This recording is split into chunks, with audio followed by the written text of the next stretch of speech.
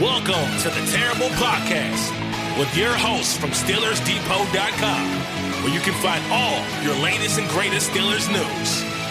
It's Dave Bryan and Alex-Kozora, always lit, talking Steelers. And now, here's Dave and Alex.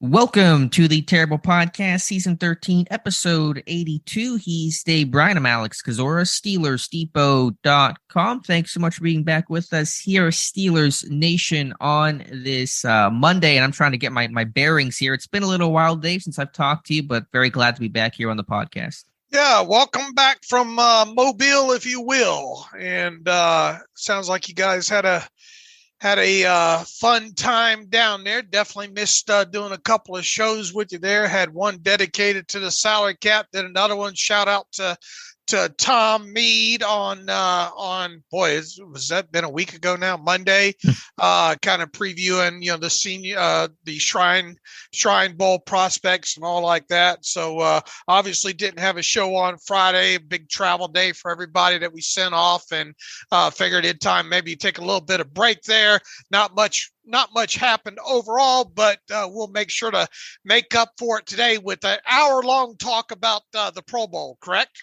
Yes, we are going to go in-depth into the gridiron gauntlet and the kick-tack-toe, and no, we're not going to do. We'll touch on it here briefly. I did really enjoy, and the response seems to agree with your Wednesday solo podcast. It felt like an old-school 1980 comedy first special, like Dave Live, like that's the title of that podcast. Lord. But I thought that was no, seriously, I thought you did a great job, and I think the feedback, people really enjoyed the dedicated episode to breaking down the salary cap. I don't know, we sure it didn't come off like one of those 50s or 60s kind of the salary cap in you.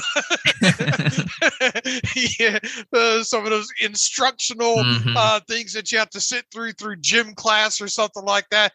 No, I didn't know how it would go, but get a lot of questions about the salary cap, and we obviously do try to hit on it at times during episodes of podcasts, but I try to map it out and kind of have some talking points, because Lord knows I can ramble and stutter and all like that, but try to keep it on track for about an hour's worth. And the feedback overall for those that and look, I was up front with it right from the start there. This is about the salary cap. It's about numbers. It's an hour.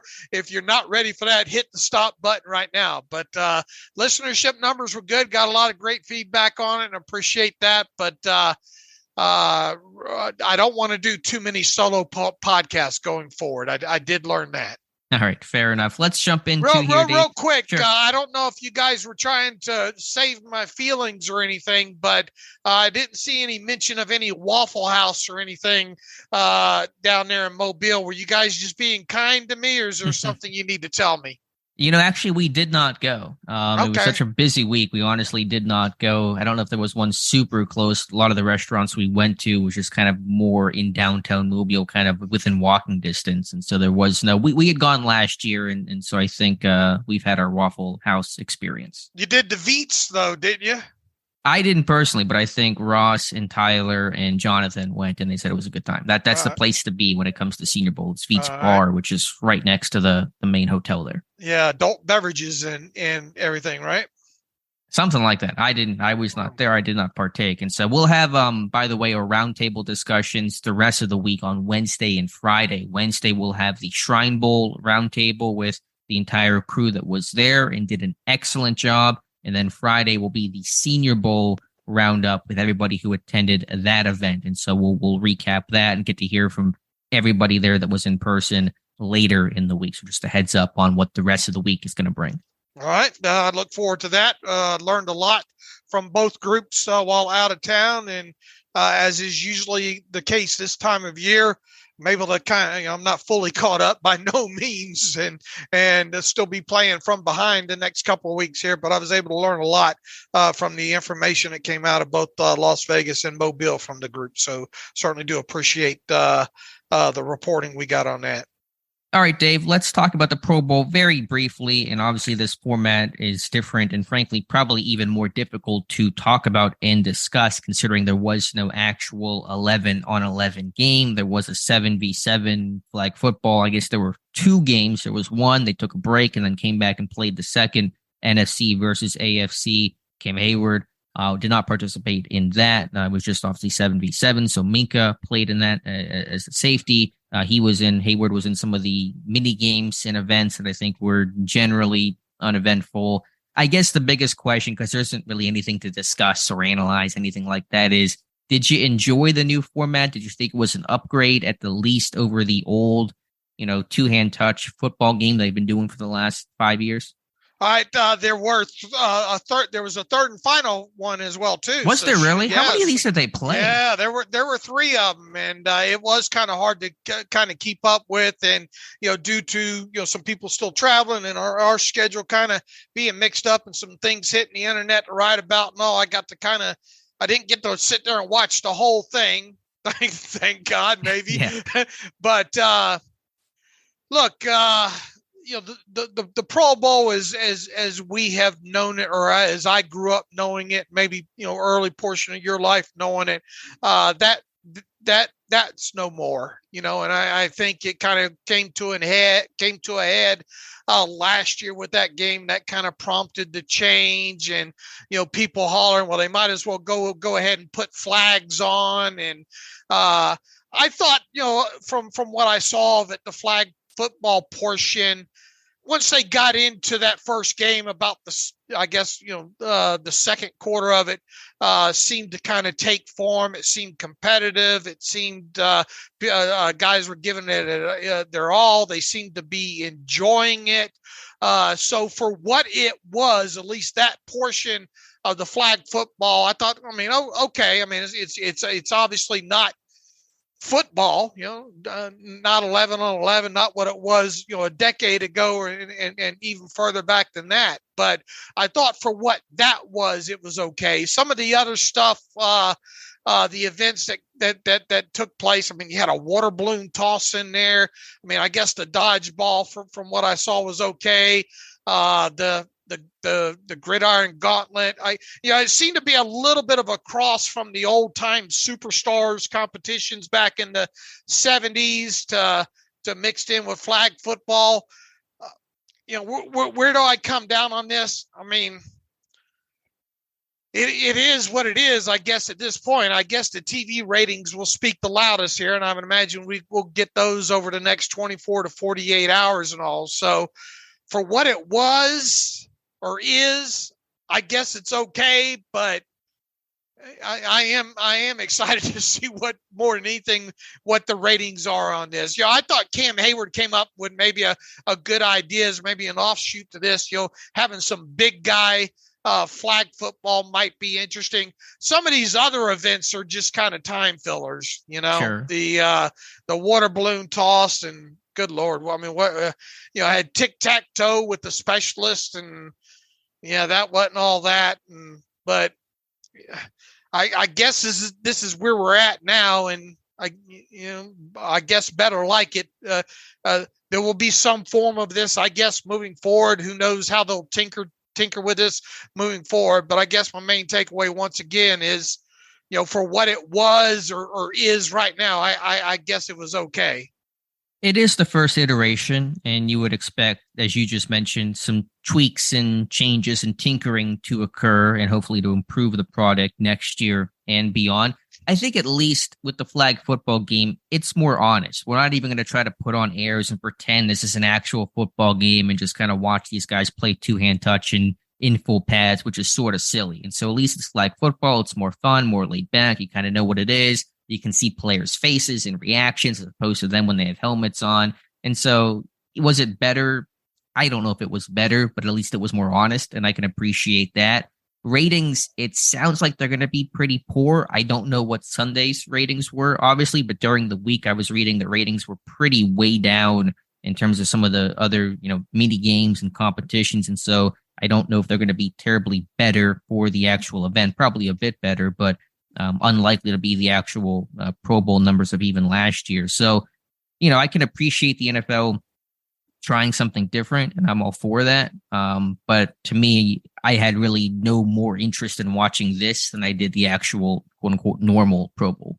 Right. And this was 3 hours on Sunday, right? Right. And you have the breaks in between the flag football games. What they probably need to do is they need to probably take the guts of the other competitions, the gauntlet and the dodgeball and whatever else, and mash all that in between the flag. In other words, make it one day, the Sunday, the 3 hour long spectacle, whatnot, so they can get their advertisers in and interviews and all like that. But try to do it in one day, because trying to string it out over several days like they did, it just I don't think the ratings will be very good for it. I mean, if anything, maybe the Sunday ratings will be okay. But anyway, this is where we're at right now, and the purists like me obviously don't like it, and new fans probably not a big fan of it either overall.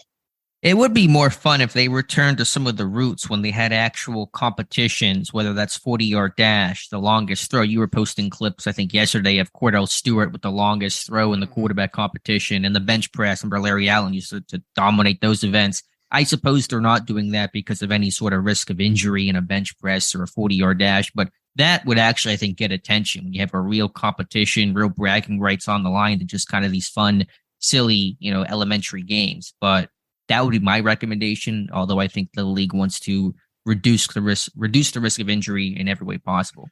Yeah, but I mean, even the old superstars. I mean, can't you get these guys running some relays and obstacle courses? I mean, basically that gridiron gauntlet is that. I mean, why not bring back aspects of the old superstars and mix it in that way?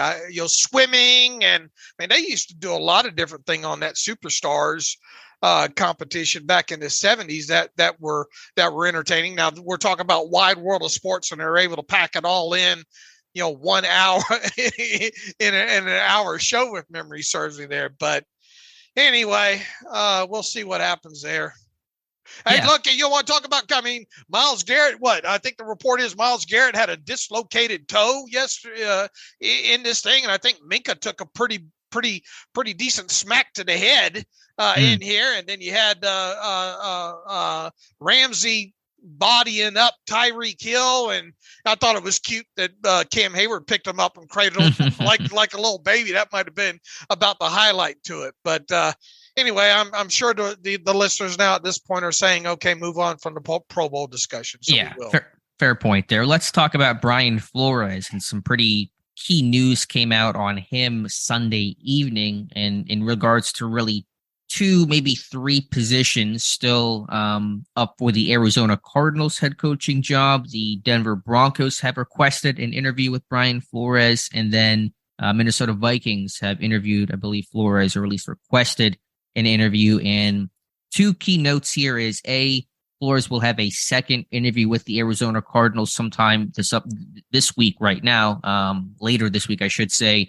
The other finalists in Arizona appear to be Mike Kafka and Lou, how do you say the last name? Anarumo, I believe it is. They're going to have second interviews as well. And so those appear to be the 3 finalists. We weren't sure if Flores was going to have that second interview. It had been a while since the first. And so we know he's one of the final 3. We know the ties to the new GM, and those seem to be prevailing winds in his favor. Things have been kind of quiet on the Flores Arizona front. Now they're picking back up. In Minnesota, the report was the Vikings were targeting 2 people, Flores and then Avero, who was the Broncos DC. He just got hired by the Carolina Panthers, which now seems to put Flores in pole position for Minnesota if the Arizona job does not work out. And again, he's still a possibility in Denver, where Avero is now gone. And now Sean Payton, the head coach with the Broncos. And so I think the odds of Flores leaving just went up. It's really a question of where he's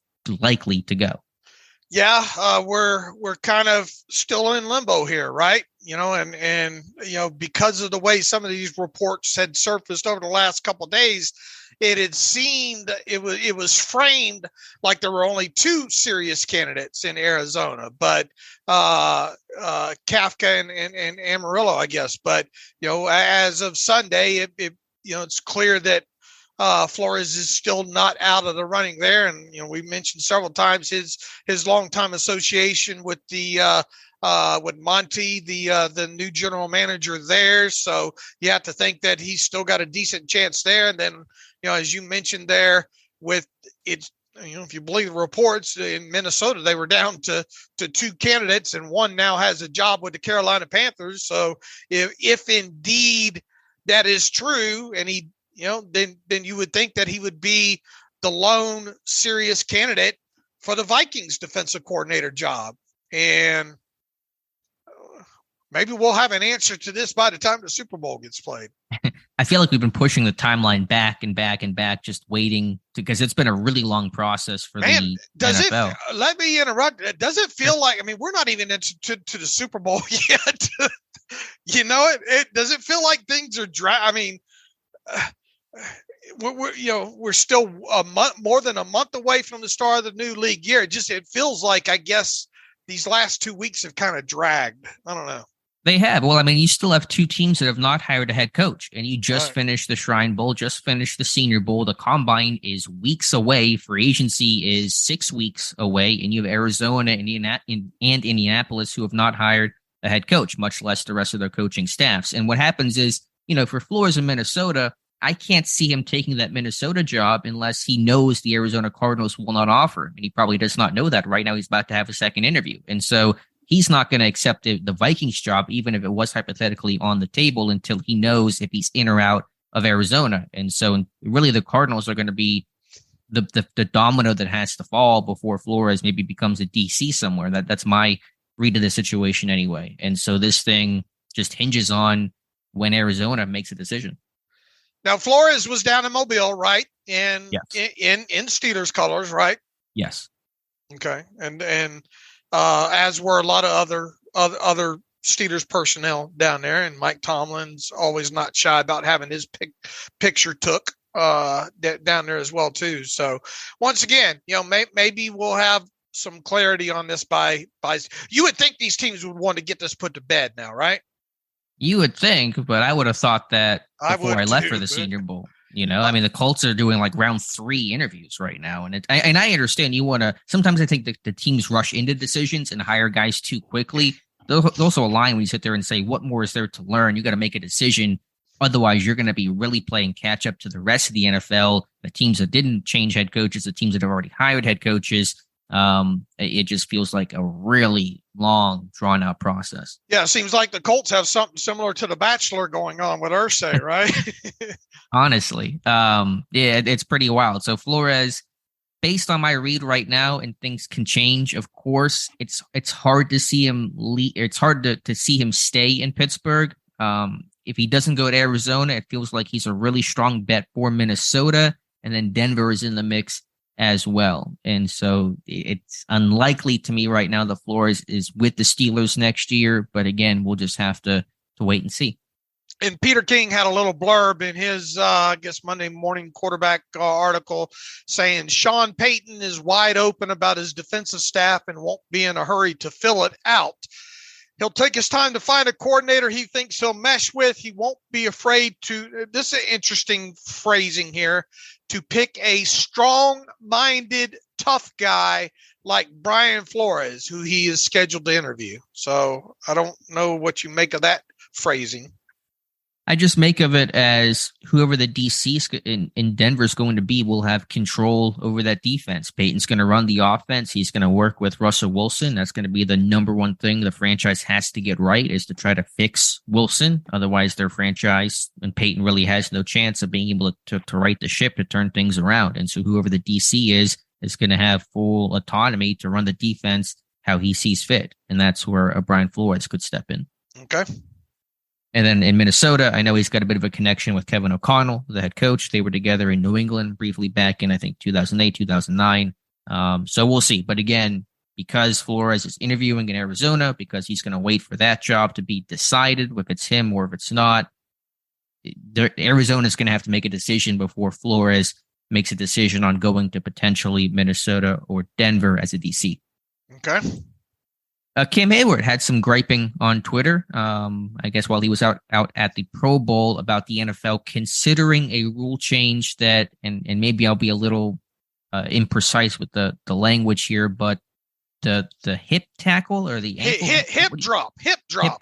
Okay. Yeah, and I'm not even sure how exactly you define that. Right. And I had, that I learned more about it than, I never knew really that was a phrase, but obviously it comes from the rugby game overall. And apparently, amazing how, you cover this surface stuff over the years that you don't dive much into details until it really becomes kind of a story there. And did a little bit of a research on it yesterday after those Cam Heyward comment or tweets surfaced and all. But the hip drop tackle, which got its name from the rugby game overall, was reportedly banned by the National Rugby League in Australia because of all the injuries that it caused. So why is it back on kind of the in the mainstream right now? Well, you have, during the playoffs, you had obviously the Patrick Mahomes injury where he was taken down that way, and really more notably a couple games ago when you had Dallas Cowboys running back Tony Pollard dropped down or brought down via kind of a classic hip drop tackle, and he broke his ankle or fibula or something on the play, and got a long recovery ahead of him because of that. So it sounds like, according to multiple reports, that the league's chief medical officer at Dr. Alan Stills said recently that the techniques used on a hip drop tackle, in which defensive player grabs the ball carrier from behind and then pulls him down while dropping the tackler's own body to the ground, could be eliminated from the game.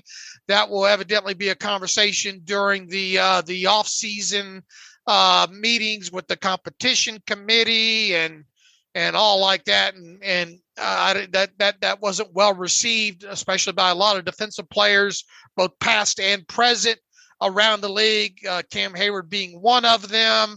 I know Richard Sherman's been very vocal on Twitter about it as well, too. This kind of plays back to the old, the kind of the horse collar thing and all that. What do they want? What do they want these guys to do? You already have the horse collar, and look, you're talking about a very specific thing there, right? Grabbing around and bringing a guy down from way up top, the right. top of his body. Okay. But now we're talking about having to be more careful when you grab basically a player around his waist, whether it be from, specifically from behind there.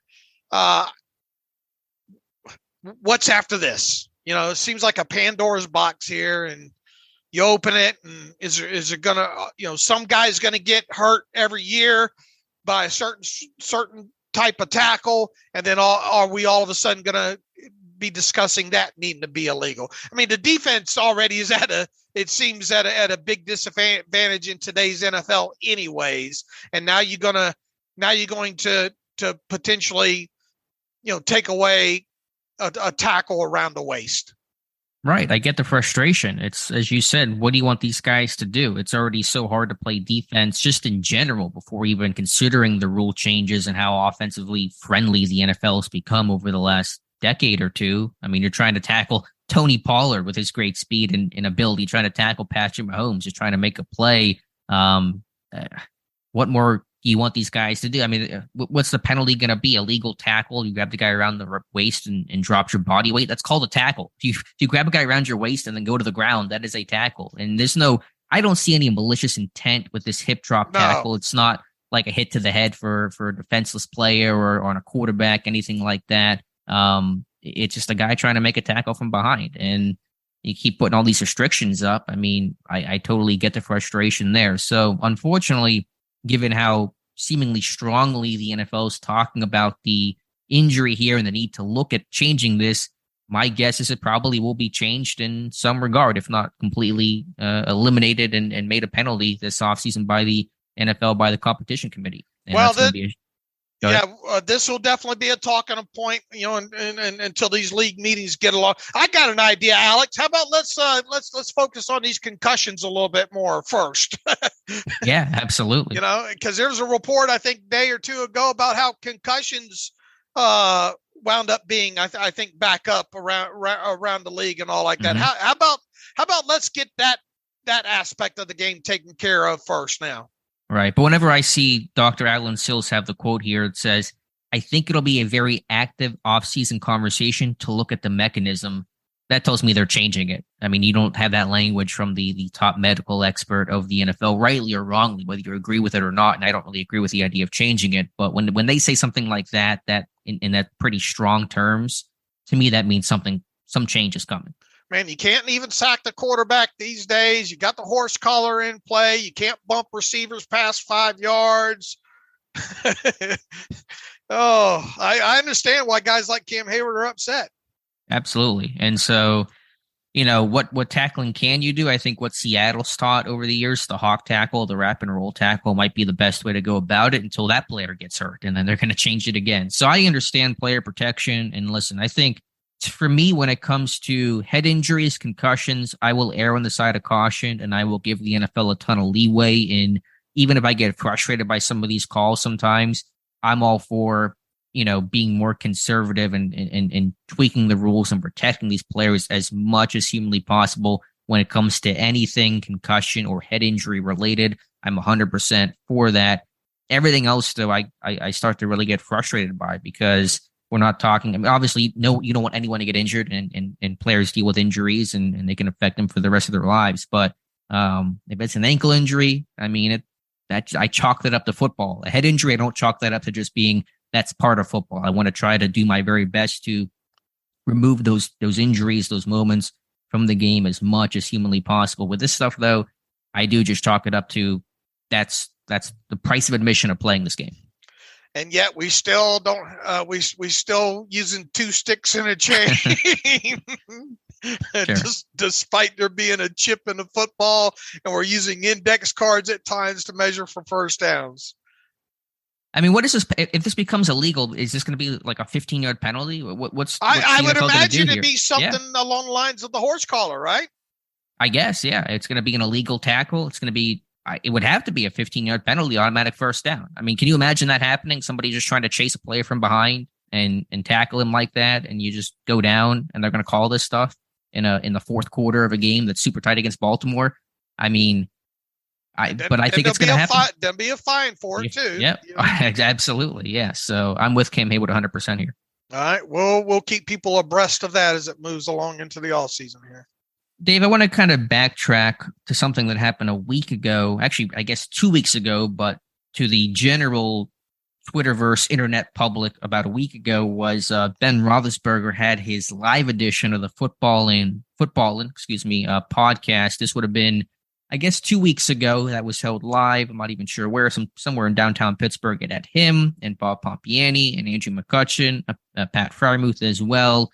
And of course, for our purposes, we only really cared about what Pat Frymuth had to say. And he had certainly a pretty interesting quote there, was talking about the differences between going from, last year playing with a veteran like Ben Roethlisberger to this year with transition to Mitch Trubisky, and particularly to, of course, a rookie in Kenny Pickett. And let me pull up the quote here if I can find it. I want to make sure that I have the actual quote. Was asked about kind of just the changes and differences going from veteran to rookie, and Frymuth said, quote, I tell Kenny this all the time. It's so different because we didn't have hots. With you, how many times did we have a concept and you looked at Deontay Johnson and gave a signal and it would be a 12-yard completion?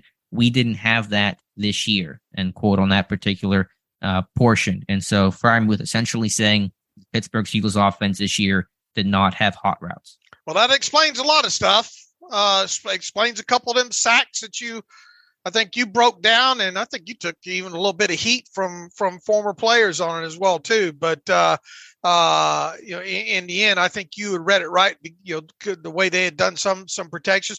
Look, and you started the season too with a veteran quarterback, and a guy that in Mitch Trubisky that had experience looking across and recognizing defenses on the other side. You can't tell me that you couldn't have Hots in there for him.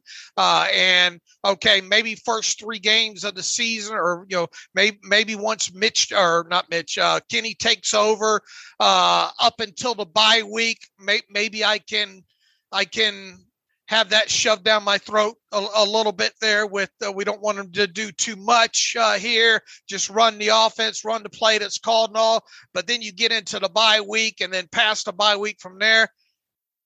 I mean, come on, you can't work out some simple hot reads for what Kenny sees across from you, and as we've seen where that's where our slants went, Alex. Yeah, absolutely. 100%.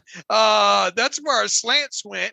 So yeah, I mean, it's just it's more ammunition for the anti-Matt Canada crowd, and it's just and I believe Pat Freiermuth. I mean, there's no reason for that to come out kind of unprovoked like that to not believe what he said, but I tell you what, they better get that portion of it straight, because they will need that. Every offense needs that moving forward with today's NFL and the disguising and look, as good as defenses like to try to disguise things, probably 7 times out of 10 they still tip things off. And a good quarterback that does the film work ahead of time should be able to recognize some stuff, and because of that, be able to tug on the old face mask or be able to tap his hip or Omaha or whatever, and change something last minute at the line of scrimmage to, hey, you run a slant, and I'll hit you in the second window. So once again, just more ammunition against the things that happened offensively last year, and really specifically some of these situations that ended up in Kenny Pickett nearly getting his head taken off. Yeah, you could feel that. We talked about that on tape throughout the year, where they didn't have good answers, they lacked hots, and I'm trying to be as charitable as possible in interpreting these comments, and you have to think there was some sort of plan against the blitz, but at the least what Freiermuth is referring to, because he kind of talked about that, is the signals Ben would give, the grabbing the face mask, tapping his helmet, some sort of nonverbal cue to adjust a route at the last second based on what you're seeing pre-snap. And that certainly sounds like it was not part of the offense this year. Maybe there were some other things. They had to have had some sort of system against blitzes and blitz looks. I don't know. You have to think to some degree, but certainly to a lesser degree. And I understand, obviously, you go from Ben to Trubisky and especially Kenny Pickett.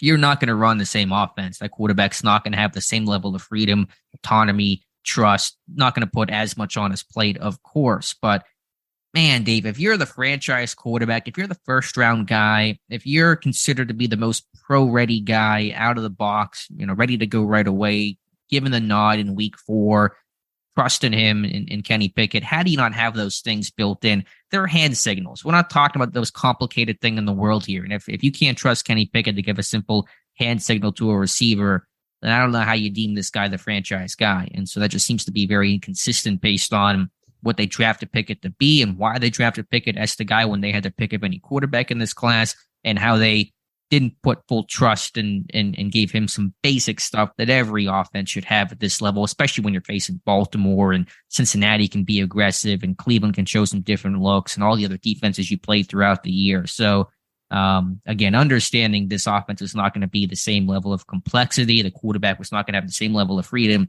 but this is just basic stuff. And coaching is all about putting players in the best position to win, to succeed. And failing to have the most basic hot routes and checks and nonverbal cues like that is not putting anyone in position to win or succeed.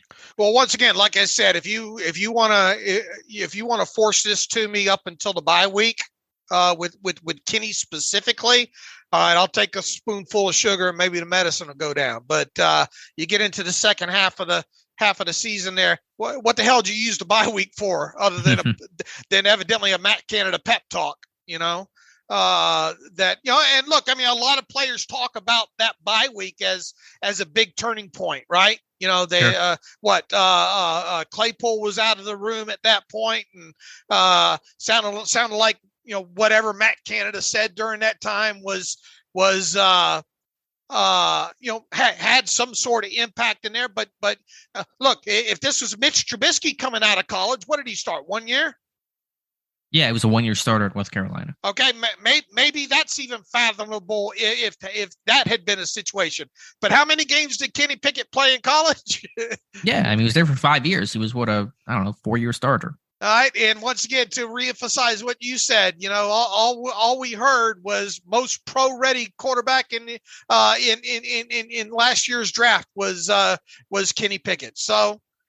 Yeah, and I'll just end it back with this. I mean, it's more ammunition for the get rid of Matt Canada crowd. Don't keep them all like that. I'll tell you that. And look, all that milk spilled and wiped up, and Art Rooney's talked about it, and nothing that anybody says at this point is going to get Matt Canada run out of Pittsburgh this offseason.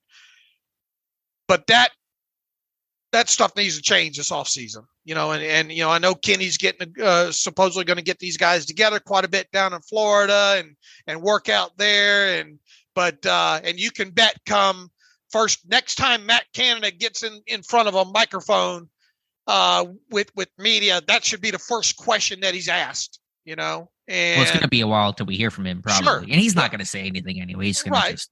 But you should ask the question, absolutely. Right. And the next time Kenny gets in front of the microphone, same thing. And you would think, I don't know, we got Super Bowl week coming up here. Who knows who's going to do what during media row week and all like that. Kenny Pickett might show up on the radio here, in this next week and all. But, all right, fix it. Yeah, and obviously you would expect this offense to progress and evolve, and Pickett to have more on his plate next year as being the obvious clear-cut starter from day one, the whole offseason program as the starter, whole training camp as the starter, etc. So they're going to build upon that, and certainly you would expect to have more freedom and a bit more openness with the offense. But again, I guess the pushback on this would be, well, look what they did after the bye week, Okay, that the result though still don't. You still can't look past the error, right? It's process. It's process, right. and it's just poor process. And my thought is maybe that makes a difference in the Ravens game. Absolutely. I mean, or the game where Pickett got hurt in that first one.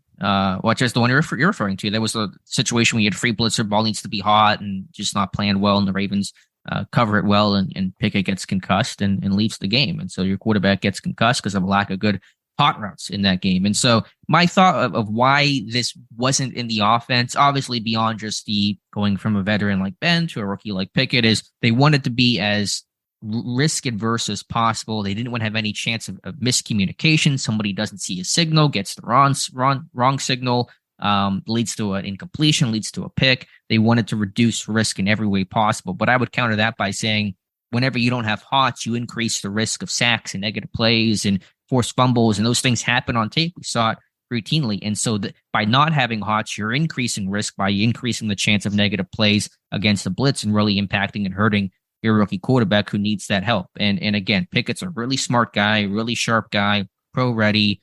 You trusted him to run this offense a month into the season. You got to trust him to do some very basic things that all quarterbacks need to have. So the Duck Hodges treatment, right?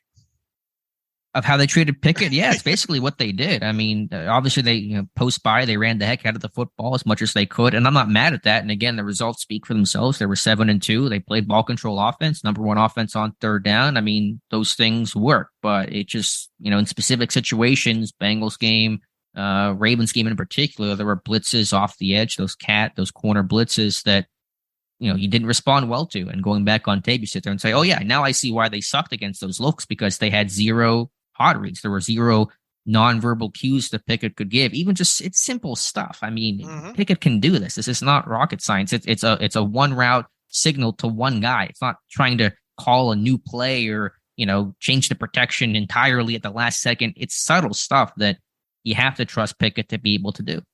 Right, exactly. And this is more ammunition for what we've said. You're going to hopefully get a more truer evaluation of Kenny Pickett 6 or 7 games into the second season. Yeah, hopefully. Assuming they give him some more autonomy.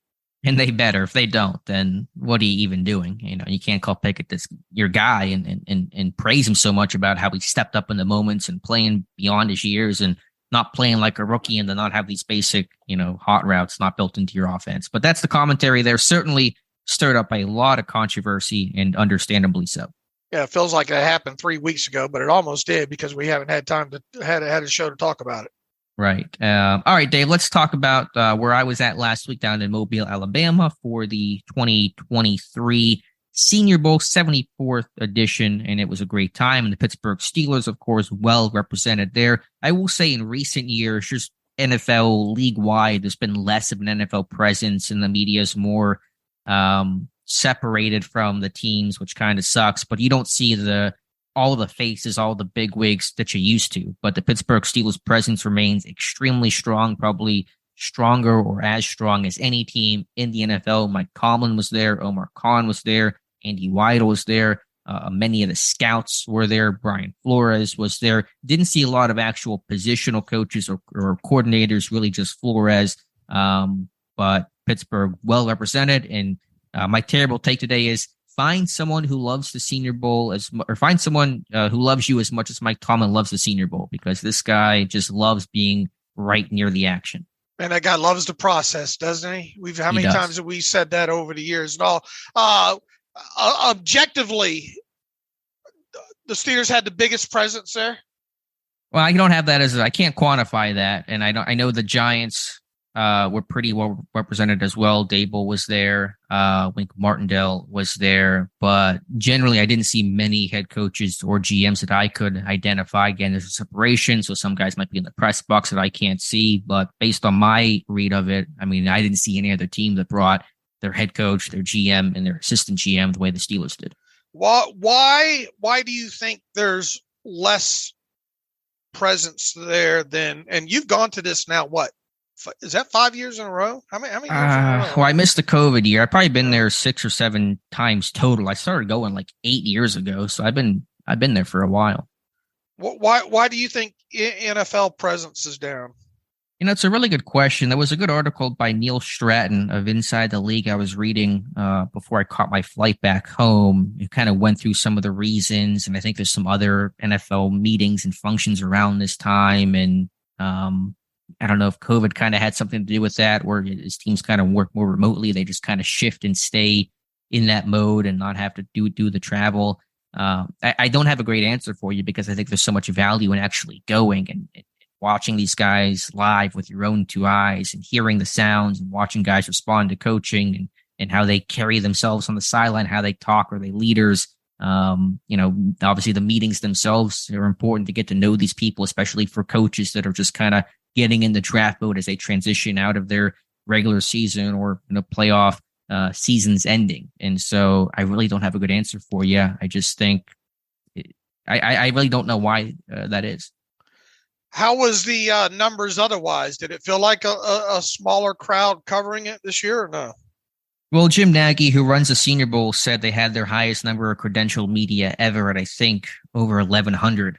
He said the number was. I don't know how many actually attended. So I would say that it was pretty crowded. Again, the way the Senior Bowl set up, it used to be kind of everybody intermingled. The scouts and the coaches would kind of basically be around the same area as the media. And now there's a pretty big separation there. And so it's kind of been sanitized and not as intimate as it used to be. But the media presence was still, pretty heavy. To me, it's still the marquee event to go to. Right. And they still keep the measurements behind doors and all like that. Right. Well, yeah, it used to be you would go there publicly and you'd be right there next to every coach and every scout in the big ballroom where they would do the weigh-ins. And now those things are all closed off and they just give you the numbers later, which is fine. It's not a big deal to me, but that's another example of them kind of changing things under this new leadership. But as far as the process goes and the practices, those still look normal and You look at all the all 22 shots from the practices. I mean, there's still a lot of information to gather there. As far and look, the game this year ended up being. I thought the game was a lot more exciting. It was a lot better than the Shrine Bowl game. Yeah, no 12-3 here. I mean, the access actually was better this year than last year, just in terms of us getting to have more access to talk to players in the media day, and so that was good. The coaching stats were different, as we talked about before we left. Grady, it used to be you just have teams going, so it'd be the Jets coaching staff and the Falcons coaching staff, and all their coaches would go. This year it was all piecemealed, and so the Steelers had two coaches down there, Grady Brown, the national team defensive coordinator, and Denzel Martin, who was the national team's linebackers coach. And I actually thought that was pretty cool because what's helpful there is you kind of get that extra insight. So now, and I saw this on the field at one point, Omar Khan, during kind of a lull in practice, talked to Grady Brown, and Grady wrote something down. They kind of walked away, but you have that insight now where Grady Brown and Martin can kind of go back to the coaching staff and go back to Tomlin, Khan, and Weidl and say, I got to see these guys up close and personal, got to be in meetings, got to lead these guys. We have special insight we otherwise wouldn't have had unless we were the one of two teams selected to coach this thing. So I think it was actually a pretty cool thing that the Senior Bowl did this year. Okay. Now, obviously, we're going to have a round table with all the guys on, I believe, on the Friday show. So we're not going to get too terribly deep into this. But what were some of your main takeaways? Kind of Steeler related. Did you get the feel that this team's very, very interested in players in the trench coming away from this?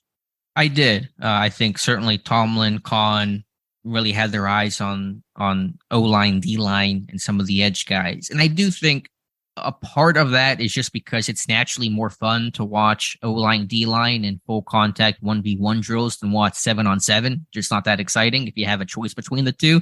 But I think it certainly speaks to an area of obvious need for the Steelers, especially D-line, but offensive line, a talking point as well. Edge depth, certainly to me, a pretty big need, and really kind of shows where this team's focus was at. Last year, Tomlin's right next to the quarterbacks, watching all those guys the entire week in the rain, getting up close and personal with the quarterbacks. Lo and behold, they drafted a quarterback in the first round, Kenny Pickett, who was in Mobile this year. Signs indicate offensive line, defensive line, edge, this team's focus. Now, after practices, it'd take quite a while for the all 22 to get uploaded and all from the practices. Did you guys have kind of more instant access to it? Did you all gather downstairs? I know in the past you were able to do that. Kind of what was your process after practice? Did you have that kind of instant access to the all 22? No, we get it whenever it's just out there as it gets uploaded. And so, and as there used to be rooms we could go watch it. Those are now gone. Again, some of the things that have changed over the years from the Senior Bowl. So frankly, I've gotten to see some of the all 22, but not a ton because that stuff would come out late and I'm writing up interviews and that kind of stuff. So honestly, you probably have seen more of the all 22 in terms of the Senior Bowl footage than I have, but obviously getting to see these guys up close and personal and watching different position groups each day, you felt pretty good about the evaluation of the guys that I personally watched. Okay, now because of our process and having to cover the Steelers, we get a late start on this, and you have to do a big cram job during, about the week before you go down there. Try to watch and learn about as many of these players as you can. Before you left had identified Kiana Benton out of Wisconsin, defensive lineman that you thought that the Steelers could have some serious interest in during the pre-draft process. It seemed, at least early on, that was the case. And really that first practice, it seemed, at least to me, not in Mobile from cut-ups and the all 22 that I saw, that Kiana Benton out of the chute had a good day. And then he kind of tailed off, so to speak, from that, but he did have a flurry or two of plays in the actual game. Having from where you were just a couple of weeks ago, and you have a great video on YouTube about Benton, and you obviously wrote about him right out of the chute. Where are you now on Kiana Benton now from where you were a couple of weeks ago?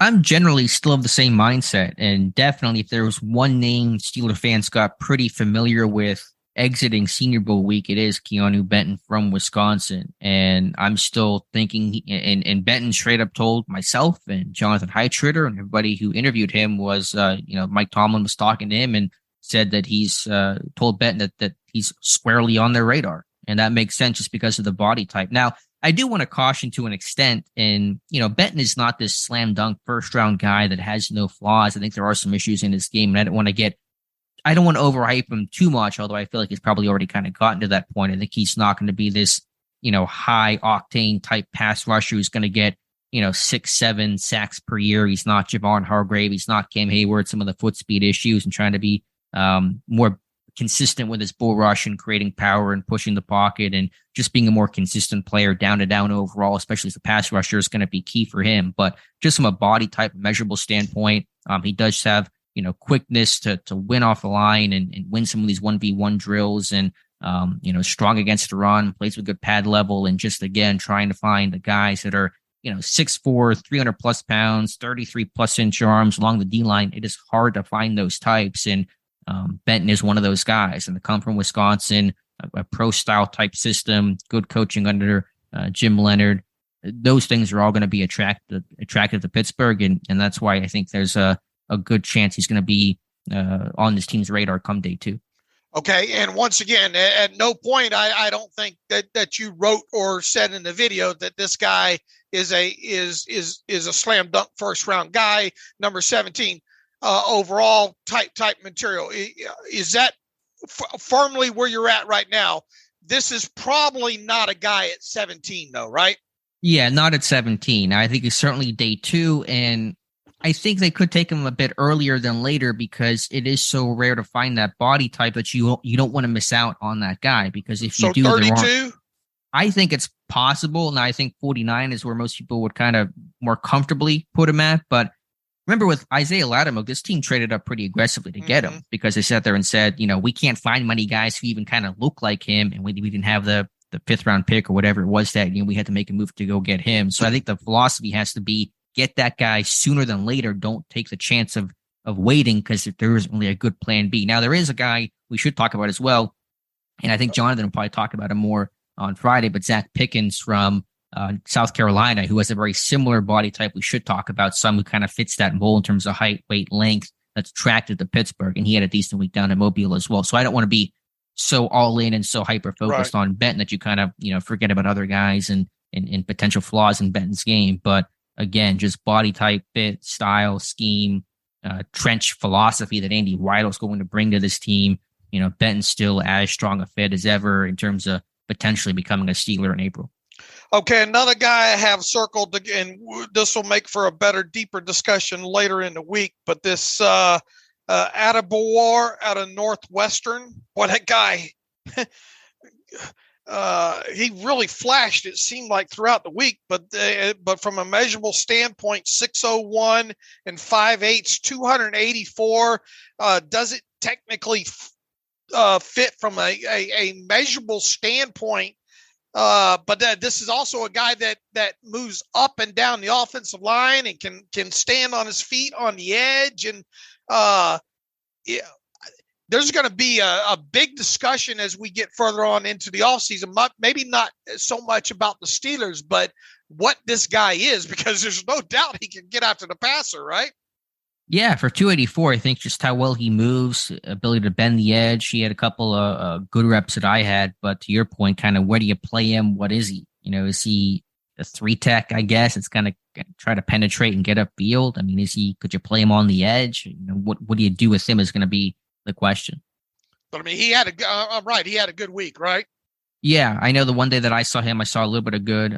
I only focused on the edge guys the one day of practice, but I think from what the other guys saw the other days, he was pretty strong. And you guys rotated groups around that you're watching. Explain that. Right. Yeah. The way we did the practice was there were 4 of us there, myself, Jonathan Heitritter, Tyler Wise, Ross McCorkle. And if you try to see everything at the practice, you generally see nothing. And so we kind of broke it up to the first day I watched just the defensive backs and I watched the edge guys and defensive linemen, offensive linemen. Then I watched the wide receivers on the final day, and the other guys picked other positions of obvious interest for Pittsburgh, whether they were talking off-ball linebacker, cornerback, that kind of stuff. And so That's how we broke up the reports to kind of make it more honed in as opposed to just trying to watch practice, generally speaking, where notes might overlap and you kind of just see everything, which doesn't really give you a good, consistent view into one player's day. All right, the next guy I want to talk about out of North Dakota State, Cody Mock. I'm not a fan of using the term "this guy's flying up the draft board" because teams already know a ton more than what we know about a player. Maybe in a sense that he flies up us YouTube scouts draft boards in a sense might be the more appropriate thing. And I knew just enough that I was not even dangerous about Cody Mock before the Senior Bowl, but I did pay attention to him a lot during the Senior Bowl week. And man, what more? I mean, you got a guy that played a lot of tackle right at North Dakota State. He comes down to the Senior Bowl and,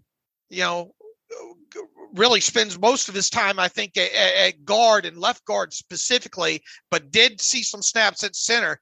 He looked very natural at guard from what I have seen. And then you fast forward to what looked like 4 good practices all strung together there. You fast forward to the game, and I know for a fact that he played 3 positions in the Senior Bowl. And I think the TV said he played all 5 of them. I know for a fact he played left guard, center, and right tackle during the game. Now, I haven't gone back to rewatch, but they said he played all 5 spots. This guy really, really represented himself well. And he's not going to be, I don't think, first-round material or anything like that. But is this a guy that should be on the Steelers' radar from anywhere from, I guess number 32 on through, the next few rounds there? I think so. And I just love seeing a guy compete the way that he competed in the hole to zone. To move around like that, these guys all get flipped. And I was talking to Jalen Duncan after one practice, left tackle at Maryland, trying to play right tackle. And he talked about, during practice that day, he talked about kind of the difficulty and the adversity of trying to deal with that. And it's tough for all these guys. But for Mock to be moved around, as you said, literally played all 5 positions, if not during the game, then definitely throughout the week. And the hole to zone, to show the physicality and not be over his head and have some decent snaps overall at center even. To have a guy that embraces that and holds his own in that regard is really impressive. So just to see a guy that competes like that takes on the challenge and I think kind of thrives in that chaos. I can't imagine how tough that is to play new positions as you're trying to pick up a new playbook, new coaching staff, new style, in the biggest job interview you've ever had. I think that's really impressive overall. Who else interior wise, really seems like a Pittsburgh Steeler coming out? Yeah, I think generally the O-line across the board was really impressive down here. It might have been my favorite and one of the best position groups overall in Mobile. I think John Michael Schmitz from Minnesota is a really interesting guy. Had a good week down in Mobile. He's big, he's strong, he's athletic. There was one, I think it was during the Wednesday practice on a screen late in team session. He gets out there and pancakes the linebacker Marte Mapu from Sacramento State, who had a really good week down in Mobile as well. And just seeing some of those traits overall. And he's a guy that played center mostly, I think, in Minnesota, played center mostly this week, but he's got size that I think can put him at guard as well. He's not a small center, and he's athletic, he's strong with a really good anchor and pass protection. So that's a guy, again, early day 2 that would be on my radar. Okay. Off the ball line, inside linebackers in the Steelers system, a good group. It seemed like down there. Pace out of Minnesota, one of them. The kid out of Washington, right? Was another one. Looked really might be a little undersized as far as the weight goes for what the Steelers look for, but seemed to maybe quite honestly the best coverage linebacker that was there off the ball. And Pace really showed some physicality throughout the week. I mean, that it seems like a pretty decent group of off the ball that were down there. Yeah, it was a fun group. Pace undersized as well, about 5'10" and a half, I want to say, but super rocked up. Just like a huge lower half, big quads and thighs, and productive. Miami, Ohio transferred to Cincinnati, played off ball and was really doing well in some of those, backs on backers drills. His ability to blitz and get after the quarterback, kind of his calling card, and did that well. I didn't watch a ton of Henley, but I think that he had a good week, generally speaking. I thought Mapu from Sacramento State, who was kind of a nickel back there, played NFLPA Bowl, got the call up just days before the Senior Bowl kicked off, did a great job of getting depth and making plays on the ball in coverage, had 2 breakups in practice the one day. I thought Aubrey Miller from Jackson State. Last year was James Houston, who had that great second after the season from Jackson State with Detroit and picked up like 7 or 8 sacks. And Miller's not that type of player. He's more off ball, but super physical. This dude forced like 2 fumbles during practices, which, getting one is an accomplishment in itself. And he's just active, takes good angles, was available, had a lot of reps the final day because there were a lot of injuries at off-ball linebacker. And so that's a guy that Missouri transfer put up big numbers at Jackson State. And I just really, really liked watching that guy play. And then even Isaiah Land, who's playing some off-ball linebacker in the game. He was an edge guy at Florida A&M. Really good guy to talk to with really interesting size. Okay, I got it mixed up there. Miller is the one that was a little light in the pants at 229, and Henley out of Washington State right there at 230, which is and 6 foot and 7/8. But Henley is the one. I didn't know anything about him before Senior Bowl week, but I learned a lot about him. And once again, Pace out of Cincinnati really showed that he belonged down there as well too. What about the tackles? Yeah, I think, Darnell Wright took his lumps and had some good battles with Will McDonald. There were days when McDonald kind of won, and I thought Wright responded better the next day. You had Bergeron from Syracuse, so I thought was a little up and down as well. Let me just look at the other list of names here. Jalen Duncan, I think, has good pop out of his stance and good punch. I thought he's a guy that something to work with there. He's got some Steelers background. Matt Canada was there at Maryland early on in his college career. Talked to him a little bit about Pittsburgh. What else is there? I'm just trying to. The Oklahoma kid. Why wasn't there more talk about him? Yeah, that's a good question. Morris, is that who you're talking about? Wanya I'm trying Morris? to find. Yes. Yeah, I didn't end up having a lot of notes on him, but I think he had a couple of good reps in 1v1. I kind of saw some clips on Twitter looking back. So that's a good point there. One guy, I think he was kind of a bit more interior, but Tyler Steen from Alabama, good size, good length, and just really strong, good anchor. And also have to give a shout out to UT Chattanooga's Clendon McCurtis, a guy that I knew essentially nothing about, but great size, decently athletic, and got a really good push and can climb to the second level. So I thought, again, offensive line, probably a bit more to me, the interior guys in terms of just who was down in Mobile, more impressive than the tackles. Some of the top tackles obviously not eligible or not participating, did not go. But the interior offensive line class in Mobile, I thought was really a strength of the entire unit, entire group overall. DeJuan Jones is a mountain of a man, and it's too bad that he got a little dinged up down there. Yeah, some people think he just kind of was one good practice. That's all I had to show the scouts, and then I'm gonna just kind of call it a day. He was down there, so I don't know what the story is on him, but obviously the size, the elite wingspan, some of the weight numbers are just off the charts. Is he a first rounder?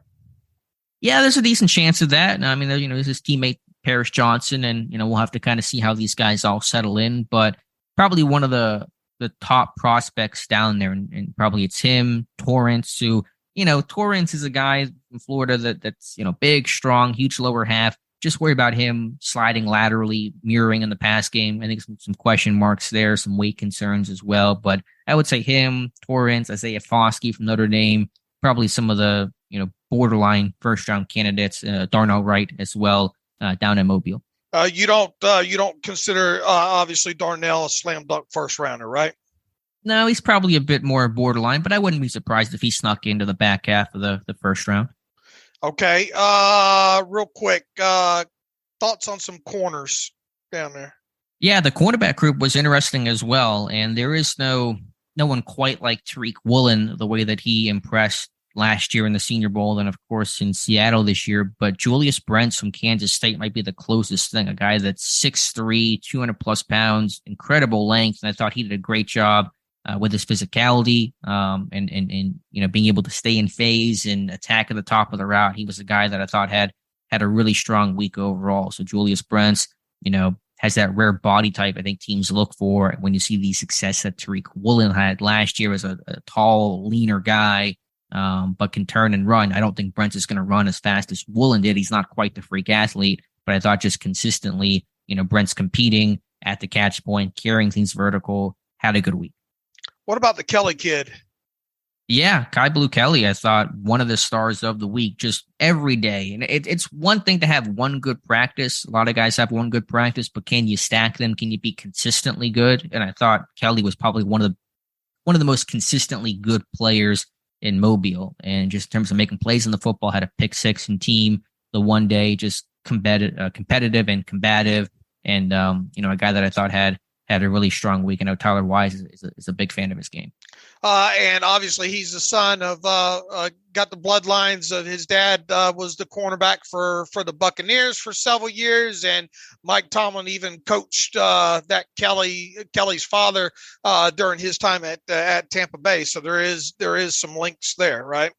Yeah, there are definitely some connections there. I think Tyler had talked to him a little bit. I did not get a chance to, but I think that Tyler did. One guy that I liked, the secondary group overall impressed me, but Sidney Brown from Illinois. Illinois is like becoming, I don't want to say DBU, but they turn out a lot of good DBs. Kirby Joseph was one last year. Brown's a guy that played safety, slot corner, had 6 picks last year, undersized but physical. And I thought he just, it's always so tough in these 1v1s. I think sometimes draft Twitter gets a little too overhyped when a receiver runs a great route in these moments because it's like, it's 1v1. There's no pass rush. You get all the time and space. Yeah, they're going to win these routes. But whenever I see defenders make plays in these offensively slanted drills, I really take notice to that. And Brown was a guy, even against tight ends, as they were doing some of the 1v1s, it'd be outside corners against outside receivers and then slot guys and safeties against tight ends. And Brown is not a big guy. He's not very tall, not very long, but he was competing against some of these tight ends, a great technician. Physical, downhill, plays with a max effort kind of guy, and a good guy to talk to. And he's going to do well in interviews whenever he speaks with teams. And so he's not going to be a day one guy, potentially maybe, I don't know, third round type of guy. But you want guys like Sidney Brown on your team. Michael Wilson out of Stanford, was that the best wide receiver down there? I thought he had the best game in the actual game on what was that, Saturday. I don't know if he was the best receiver, overall. I thought Jaden Reed from Michigan State, another one of Tyler Wise's guys. I thought Dontavian Wicks on the final day was the best receiver, but I thought in the actual game, Wilson probably was certainly the most productive, but probably also the best player. All right. Once again, we're going to be talking more in depth here, but you won't get to turn to speak as much. So I wanted to try to pick your brain more than anything here in this podcast before we got to the roundtable podcast, and we'll be revisiting a lot of these guys and more. One final question, kind of that I had written down to ask you. Coming out of and look, some of these guys that are in Mobile are going to wind up being picked by the Steelers. That's the way it happens, right? Shrine, Senior Bowl, and maybe even one NFLPA Bowl guy are going to wind up with the Steelers. That's the way they do it. That's the way the history speaks. It might be an underclassman or two thrown in there on top of it. My question would be, out of this group of players at Mobile this year, is there one player, or is there one or two players that you could really see having a shot at being the 17th overall pick? It's tough. I did my Senior Bowl mock draft, and it's still early. We'll quantify this and all that. I understand, but did you come away with the feeling that, hey, that guy might be in play at 17, or that guy might be in play at 17? Short answer, no, because the Senior Bowl group was not as top heavy as it usually is, in part due to, say, the quarterbacks. This was not the strongest quarterback class ever. Last year, I think it was a stronger group, more senior laden type group. The top quarterbacks this year are generally all underclassmen. Again, trying to find who even the guys that are down there that are like, first half of the first round candidates. And there aren't a ton of them that I can tell as we sit here today on February 6th. It's Osiris Torrance from Florida. It's Darnell Wright from Tennessee, Isaiah Foskey from Notre Dame. Those are kind of the names you talk about. And you could see a Torrance or a Wright potentially be one of those guys if you're making me choose. And I did my Senior Bowl mock draft. I went with Torrance, just trying to find guys that align value and projection versus some sort of, potential need. But I didn't necessarily see that guy. Of course, some of the top guys that were invited, initially accepted, ended up backing out. And Devon Witherspoon, the corner from Illinois, some other names like that did not attend. And so there probably won't be a ton of first round picks from this class. Group of guys down in Mobile for the Senior Bowl, but there's going to be good depth. I think a lot of, day two guys are going to present a lot of value to their teams in year number one. All right. So if you had to make a bet right now, you would say the Steelers, if they stay put at 17, that none of these players from the Senior Bowl will be the pick. That would be my guess right now. If you made me pick a couple of names to be candidates, it would be Osiris Torrance, the guard from Florida, and probably Darnell Wright, the tackle or guard from Tennessee. Just a quick note on one other guy that kind of felt like a Steeler to me, not at 17, but Derek Hall, the edge rusher from Auburn. Squatty, long, sets a physical edge. They were doing some of the 9-on-7 run sessions during, I think, the Wednesday practice, and all very active, very physical, very downhill. And so that's a guy that has that Steelers type and length and size and style with SEC production, something like 15 sacks the last 2 years. That's a guy that kind of just says he's a Steelers type. Will he be the guy? Who the heck knows? But he's the type of guy they look for on the edge. All right. Anybody else you'd like to quickly cover real quick? Well, not that it matters much from the Steelers perspective, but the running back group was strong. I thought, Kenny McIntosh from Georgia, Spears from Tulane, Eric Gray from Oklahoma, good pass catching back. So the running back room I thought was impressive down there. Quarterback's obviously not getting a lot of love. I thought Max Duggan was the best guy during practice in my very brief evaluation of that group this week. Okay. But Friday we'll have the rest of the guys. We'll have Tyler Wise and Jonathan Heitritter and Ross McCorkle, and they will give you all their takes on the Senior Bowl. And then Wednesday, the next episode, it'll be the Shrine Bowl with what Mel and Owen and Josh and the Joes. Who are you most interested in tearing into the tape now that you're back?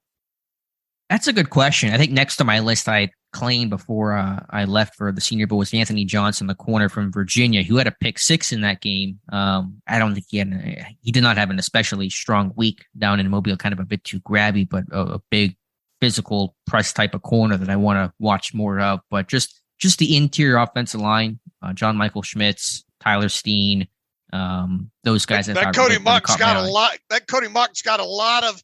He's laying on a lot of guys in some of these extended highlight cut-ups, if you will. Now, albeit it is the division that he's in and all, but kind of harken back to a couple years ago when that you're looking at the George Kittle tape and all, and man, he sure was on top. He was bullying a lot of people there at North Dakota State, and I think that's the guy that I came away obviously not knowing a lot about beforehand. And I thought, because you hear, okay, how many times do you hear played tackle, probably going to have to kick inside at guard, and you get down to the Senior Bowl and it looks like he's never played guard before, but you still kind of having to try to make that projection. And I'm a small school kid, I was going to stack up against, bigger school competition.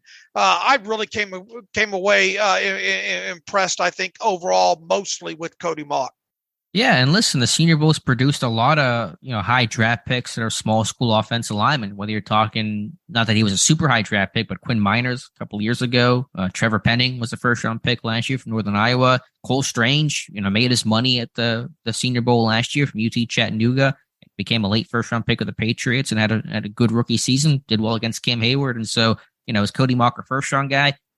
Probably not, but I think he's the early day 2 type of guy. Yeah, I want to dig deeper into Henley out of Washington State and his tape, and then the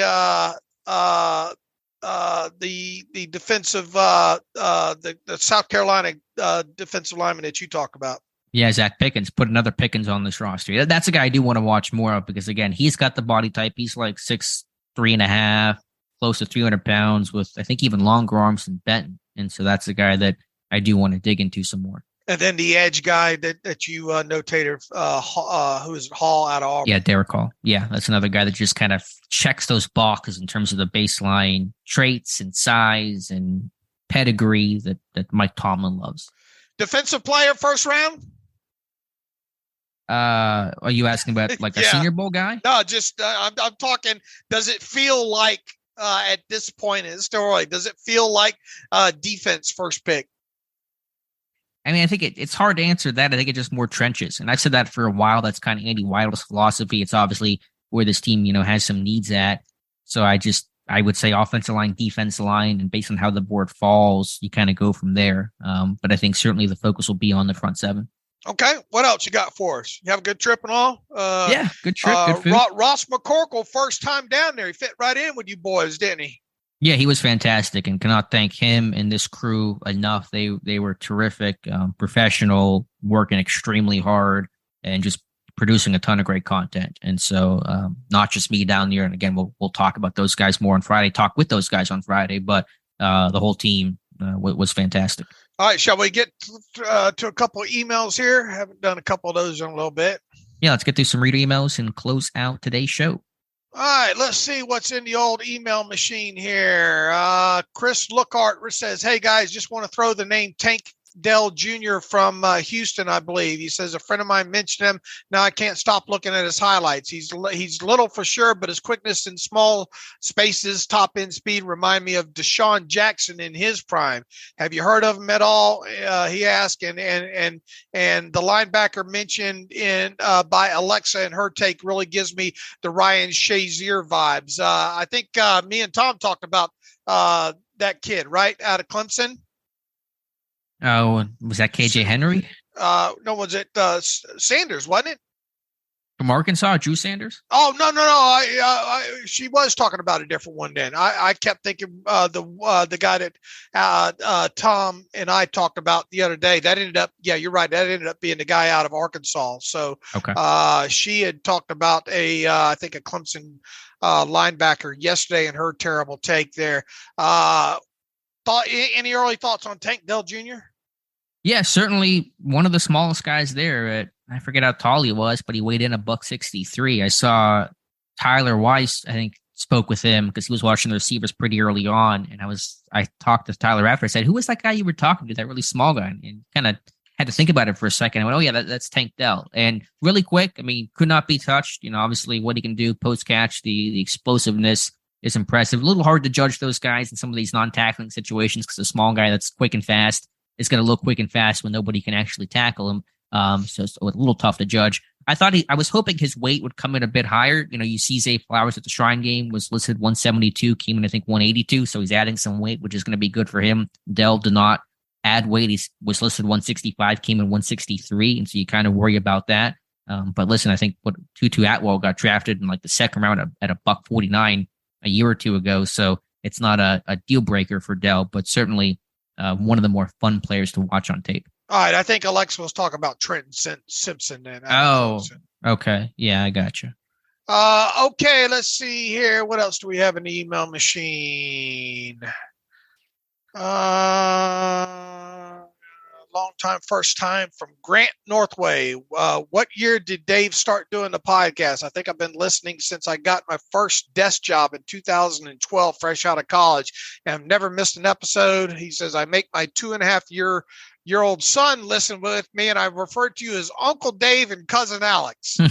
He gets to pick out which terrible towel he wants to wave each Sunday with the Steelers gear on. He says, if brainwashing a child into a favorite football team were legal, I'd be on death row if it was illegal. He says, I appreciate the knowledge and passion you guys have for the job. Grant, thanks for the first time, long time there. Yeah, 2010, right? Was that when you started? I wasn't around for the very beginnings of that, but what was What's your first episode about? I mean, is that in season, or when did you start the first episode? I can't. I'd have to go back and look. Should we go back and look right now? Nah, probably is it in not. The archives?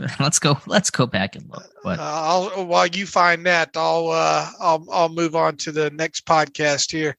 Not podcast, the next email here. Albie Seaman says, thank you for the great solo podcast on the salary cap. Of course, I heard most of that before listening to prior podcasts throughout the years, but I was never able to put it all together until now.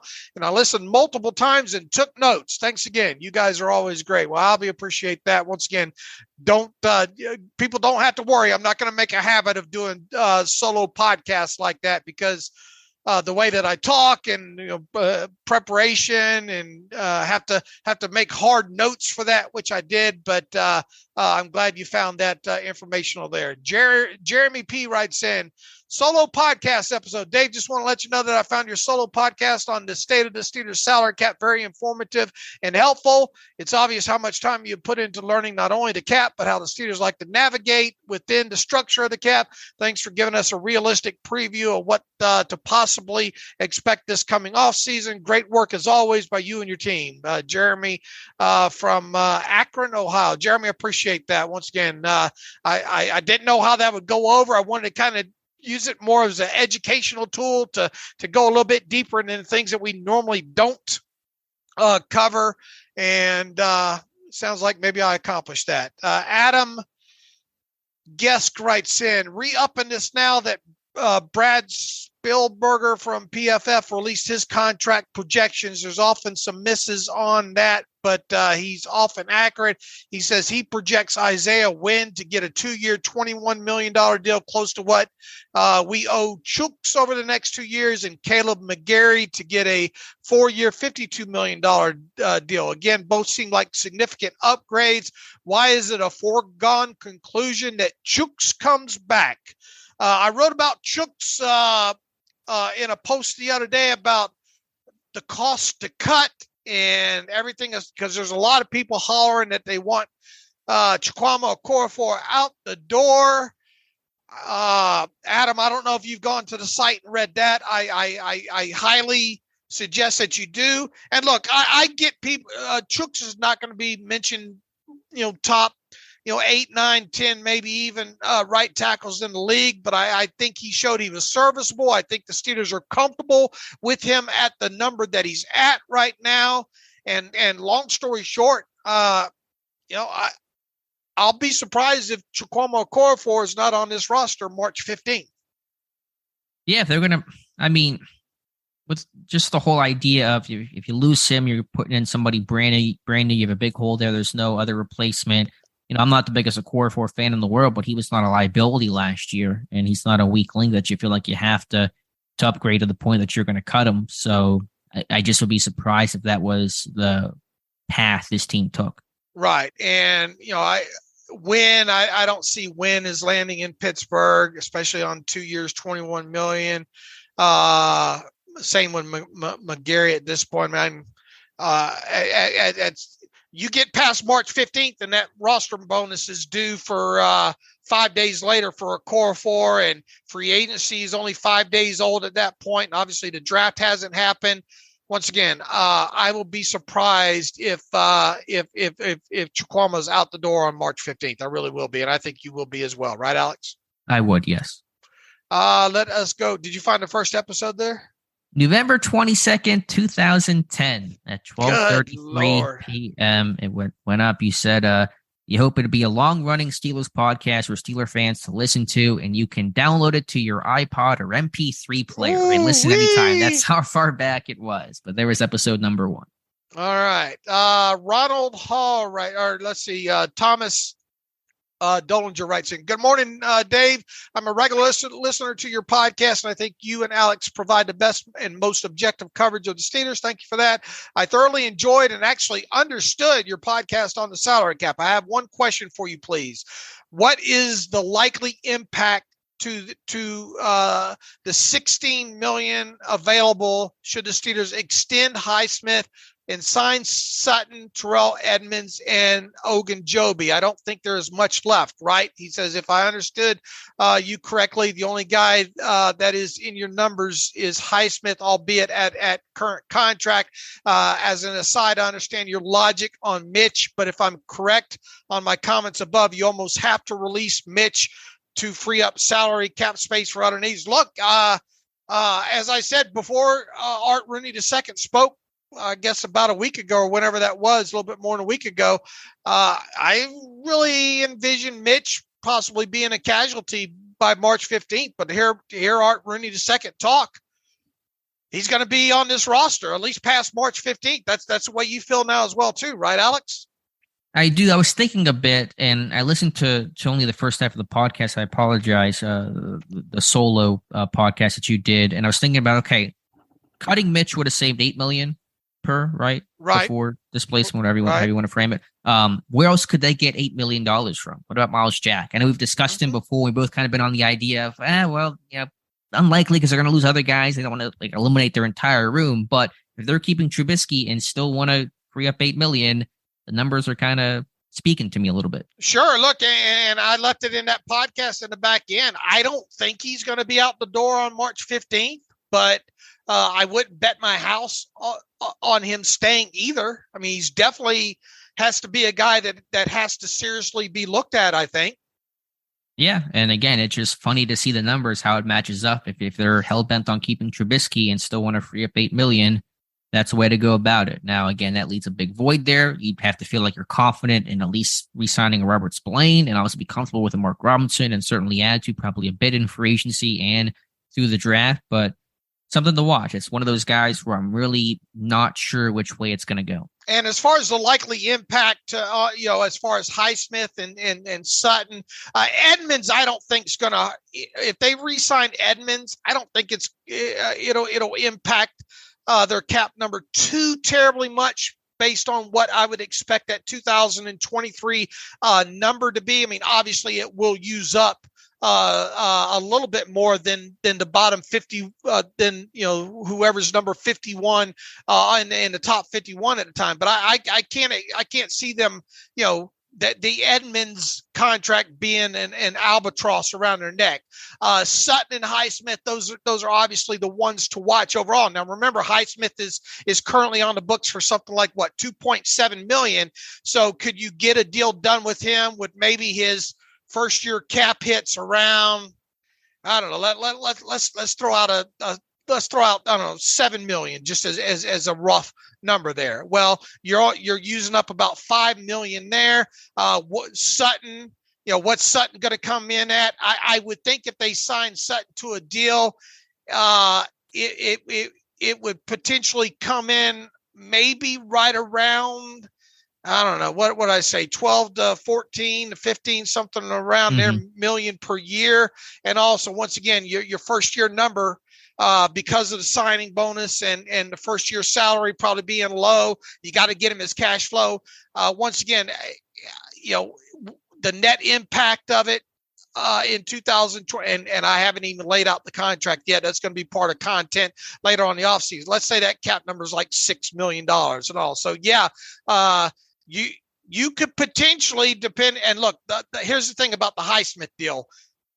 If they get something done with him, that would be much later in the offseason, I think. So you'd still have to obviously account and plan for that kind of stuff, But the Sutton and the Terrell Edmonds contracts would be I would think the highest priority here at the start of the new league year.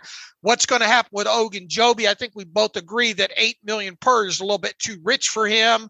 My gut, might they want Ogunjobi back for the right price? Yeah, I think they would. But I have this feeling that that I don't know, Alex. I just got a feeling that Ogunjobi is going to end up elsewhere. Yeah, again, I've been more mixed on him. I don't want to speak with a high level of confidence, but I've always kind of felt like this was a 1-year thing. Last second deal with Chicago fell through, needed a guy, kind of a good opportunity. Pittsburgh needed some help. He needed a place to go after the Bears deal didn't happen.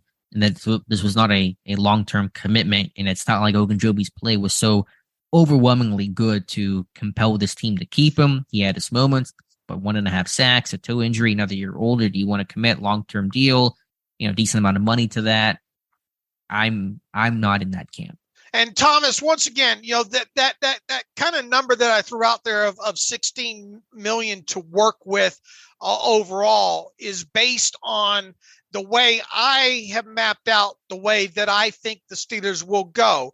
Alex, just brought up Mitch Trubisky and Miles Jack again. Obviously, my current projections have both those guys at least making it past March 15th. Could that change? Absolutely, it could. But just the way I see things right now, I have both those guys still on the roster, at least past March 15th, and possibly even further down the road there. So, but once you get past these higher priority guys, this Sutton has got to be 1A, right, Alex? Oh yeah, 100%. He is your top priority. I mean, you get past that, and you're already down into the Spillanes, the Edmonds, the KZs. We'll see what happens with Ogunjobi.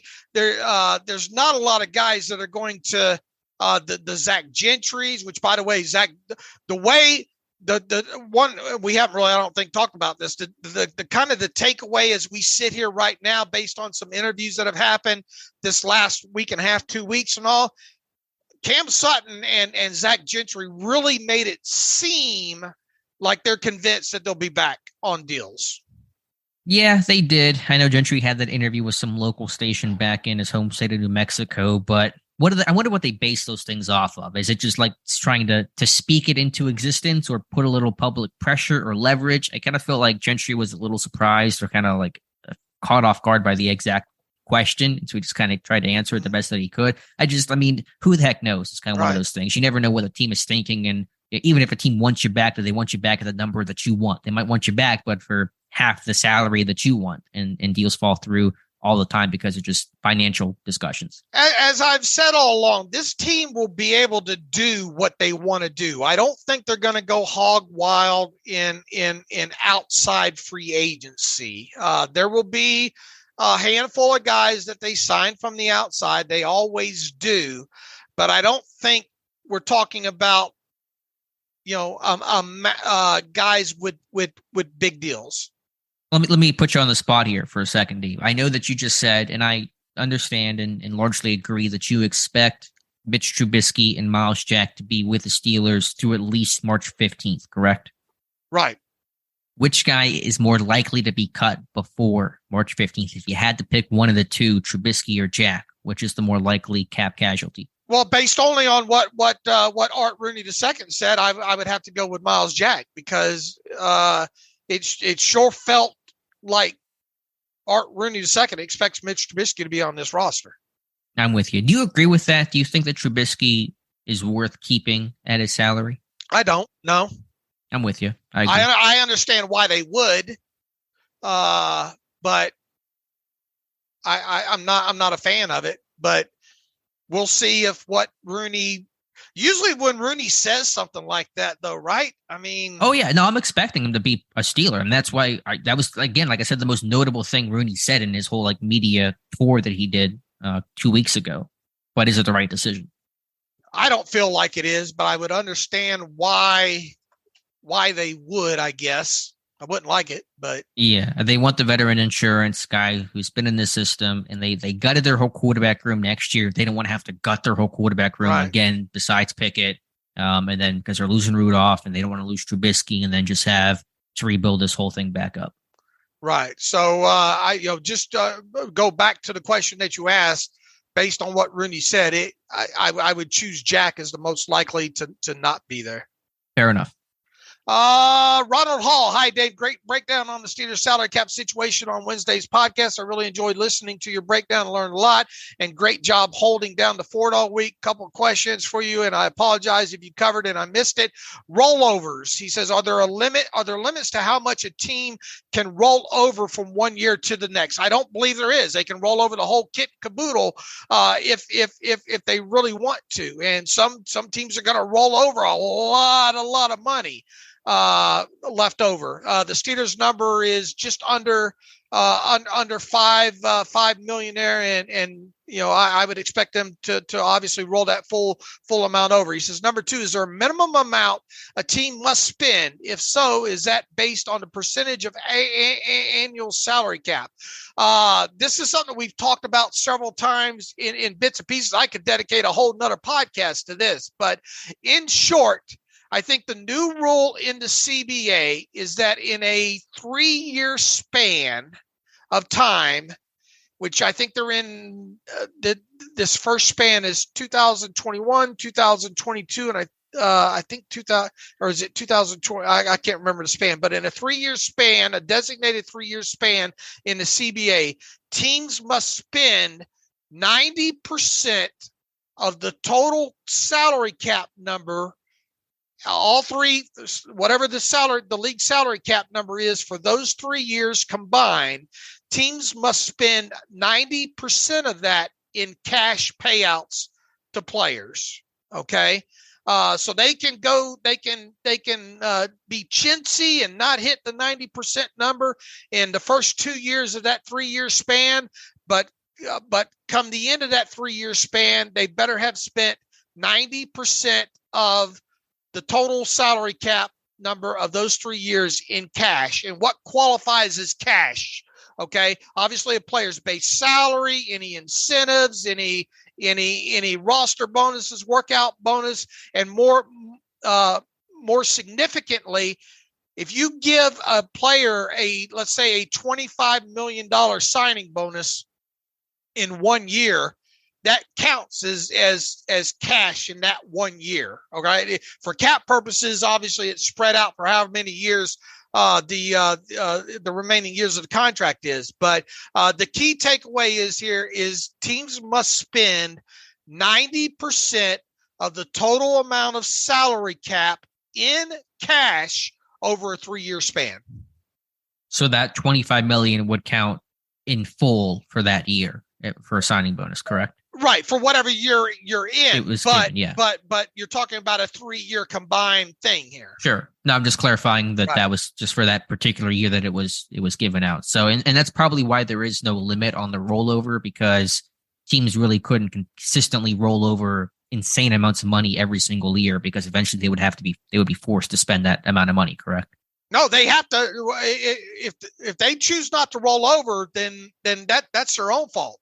No, I'm saying the question was about, are there limits to rolling over? Oh, yeah, they want to allow them to roll over. The NFLPA wants them to spend that money. Well, but I was saying the reason why there probably isn't a limit, because I think maybe one thought is teams might abuse that by trying to roll over obscene amounts of money over a given period of time, and that probably is less of a concern, because eventually teams will have to spend that rollover money. They can't just keep rolling it over and eventually just have like $100 million for rolling over, because you got to eventually spend that money up to 90%. Right, you got to spend that in cash at some point. Yeah. Right. So that's my thought. Okay, Sean writes in, I am fascinated by the cap numbers and all that goes into it, and there's never enough time during a normal podcast to get in depth like you did on your solo podcast, given the agenda you and Alex need to go through. Just wanted to email you and tell you I absolutely loved it and made it to the end, and wish it could have been 2 hours longer. Great job, Sean. Thanks for that email, Sean. Let's see if you got to do more of these, Dave. You got to have more these solo podcasts. No, Ron Reagan even writes in, I'm a longtime Steelers fan since 74 when I started working for Pittsburgh, a Pittsburgh-based company. I never followed the draft, but after listening to your explanations and prognostications, I'm going to try to be more engaged with the process this year. Thanks for the clear explanation. I think he meant not draft, but the cap. He says, thanks for the clear explanation in your podcast of the variables that impact the salary cap. I would appreciate it if you could go over again the details surrounding roster displacement, perhaps with an additional example or two. Thanks to you and Alex for excellent podcast and takes throughout the season. This is my first year listening, and you taught me a great deal. Thanks for that. Ron, I'm probably going to have a post on this at some point, kind of further talking about roster displacement. We're already an hour and 45 minutes into this podcast, and I don't want to go down a rabbit hole here when it comes to that. But I'll make sure at some point to talk about roster displacement in the top 51 more in depth there. Dave, I know, honest, earnest suggestion. And I know you're immediately going to make a joke and shoot this down, but email Dave if you agree with me here, guys. You got to write a book on the cap. And I know that you writing and that whole thing will get a good editor, but you can take some of the posts you've already kind of written over the years. I think if you wrote a book on like the cap for dummies or something maybe higher brow than that, but just something that is a good, because there's nothing out there on like good clear explainers. The cap and you. The cap and you. The cap written by a dummy? Is that No. But I think if you wrote a book on the salary cap explaining how the NFL works, I think people would buy that. So if you support this idea, email the podcast. I would buy that book by Dave Bryan. My God, I'd have to everything I'd earn from it, I'd have to give to Scott Brown for editing it. It's a labor of love, but I like talking about it. I like writing about it in pieces, like I do, on the site in post. And I explained early on in that podcast last week of why it's kind of become, my fascination with it. And if you would have known me when I got into high school, I mean, I was that kid that I was fine with the multiplication tables and times tables and all like that basic math through grade school and all. But man, when I got into high school and I hit geometry and algebra and marijuana and girls, my love of that kind of math went out the door. But I mean, I explained, I've always been fascinated with the cap and the components of it, and used to try to back, reverse engineer contracts just going off of numbers in the USA Today, the way they print them out and all like that. But I do enjoy it. But I mean, I'll gladly read your emails of suggesting that I write a book on it. But we'll see. Never say never, right? There you go. I'm gonna keep pushing. All right. One more. SD teams. What are your thoughts on the 2-round gap between picks in this year's draft? Do you think they will make a move to address it? And if so, how? I think that the 32nd pick is a great place to make a move for more picks. Look, that's going to be the question we'll answer in different forms and throughout the offseason. Ian, Alex, you talked quite a bit about Andy Weidel, and I think you even had a terrible take recently about first drafts, right? And maybe the prospects are moving up and down. I think it's been a while since I recorded those. I'm trying to think back. I mean, it's possible. And obviously when you have that big gap there, you go from 4th round and no pick again until the 7th round. That was in the Malik Reed deal. What did they lose the other pick? Is that Jesse Davis? No, that wasn't Jesse Davis. That was a future pick years from now, I think. What did they lose their picks from? They lost the 6th to Malik Reed. What was the other? What was it? I'll have to go. It doesn't matter, I guess. Yeah. But anyway, you have that big gap there. Obviously, there's a thought to maybe trade down, but the idea of trading down or the actual, do you pull the trigger on that stuff? You don't know that until basically you're in that position until it's draft weekend. You're on the clock. Your pick's coming up. It is nice having that top pick in the 2nd round, because once the 1st round ends, there's that day in between from day 1 and day 2 where you can field calls, evaluate things, talk it over as a staff. It's not as chaotic where you're trying to make these decisions in the middle of a draft. And so that does present a good opportunity to trade down, but you never know until you're on the clock. You know what you've taken, you know what the board looks like, what your offers are, and all those other variables. So nothing's going to happen until basically draft day. Man, I really like where their first 4 picks are, man, from where we sit. And I guess to move, I would maybe give up one of those to maybe move up somewhere in one of those first 3 picks, I guess, something along those lines. But man, assuming this team isn't very active in free agency, with bigger names, long-term starter type guys. They got to nail this, man. They've got to get some impact players out of this thing. And I think where they stand right now, especially with the first 3 picks, I think they can do that, Oh, yeah, they could. And if they're trading at 32, it may be you go back 3-4 spots and pick up a 5th. And, it's not going to change your standing dramatically, but it may not have to be that. It could be you could trade your 4th round pick and turn that into a 5th and a 6th. There's a million ways you could do this thing. But certainly there is a gap there that's noticeable. And if you want to talk about potential movement to try to bridge that gap, that's certainly the best place to start. Look, it would be very it wouldn't be right for us to sit here at any point and say there's no way they're trading up or down in this year's draft. No, we're not going to do that. But in the same breath, I mean, we'll get asked this, several times throughout the process. We don't know what they're going to do, and it's really, really, really hard to predict whether they will or won't, at any point move up or down. It's just one of those things that, the safest way to do it is just work around the picks that they have and try to slot players within certain groups. Maybe that if they did trade up or down a certain in a round, a certain amount of picks, that it would be for a certain group of players in that group. Yeah, so we'll see. All discussions to have much further into the offseason. All right, we've answered quite a few of those. We're already over an hour and 45 minutes. Alex probably thought we'd get this done in an hour and 15 minutes today, but appreciate all the great feedback from the solo salary cap podcast. We've got a big week ahead for you. Probably some longer podcasts too on top of it, because we're going to have the Shrine Bowl roundtable podcast on Wednesday, and then the Senior Bowl roundtable podcast on Friday. I can't wait for those, because I will have learned a little bit more by then, and I will learn a lot during both those podcasts as well. Yeah, those are going to be a lot of fun. I can't wait to talk to everyone, especially for myself, because I didn't focus on the Shrine Bowl too much getting ready and then being at the Senior Bowl. So I'm really excited for Wednesday's episode personally. All right. In the meantime, you can follow me on Twitter at Steelers Depot. Follow Alex on Twitter at Alex_Kozora.